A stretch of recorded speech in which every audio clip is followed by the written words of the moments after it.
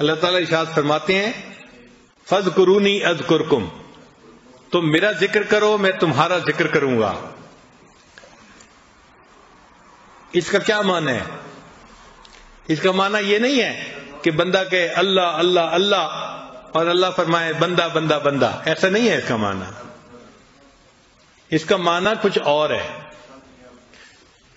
دیکھیں، اگر آپ نے کوئی انٹرویو دینا ہے جاب کے لیے، اور جس بندے کے پاس انٹرویو دینا ہے وہ آپ کے والد کا بڑا دوست ہے،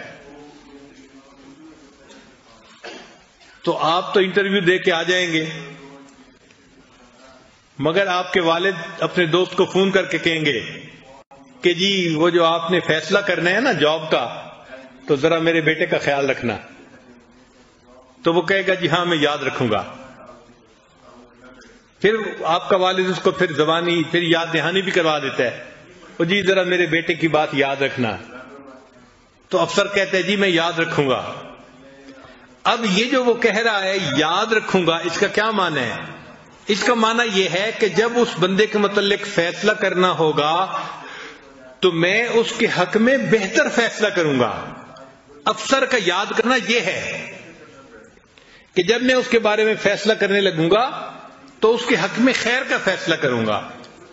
تو یہ معنی ہے کہ ہم تو اللہ کو اللہ اللہ کے ذکر سے یاد کریں گے، اور اس کے مقابلے میں جو اللہ بندے کو یاد کرتے ہیں تو اللہ جب فیصلے فرماتے ہیں تو بندے کے لیے خیر کے فیصلے فرما دیتے ہیں۔ اس بندے کے لیے اللہ تعالیٰ نئے نئے اعمال کی توفیقوں کے فیصلے فرما دیتے ہیں۔ اس بندے کو اللہ کا یاد رکھنا اس بندے کے لیے یہ ہے۔ تو اس لیے جتنا ہم ذکر کریں گے اتنا اللہ تعالیٰ ہمیں نئے نئے اعمال کی توفیق عطا فرمائیں گے، ہمارے عملوں کو قبول کریں گے، ہم اللہ تعالیٰ کو یاد کریں گے آسانی کے وقت میں، اور اللہ تعالیٰ اس کے مقابلے میں مشکل کے وقت میں ہمیں یاد فرمائیں گے۔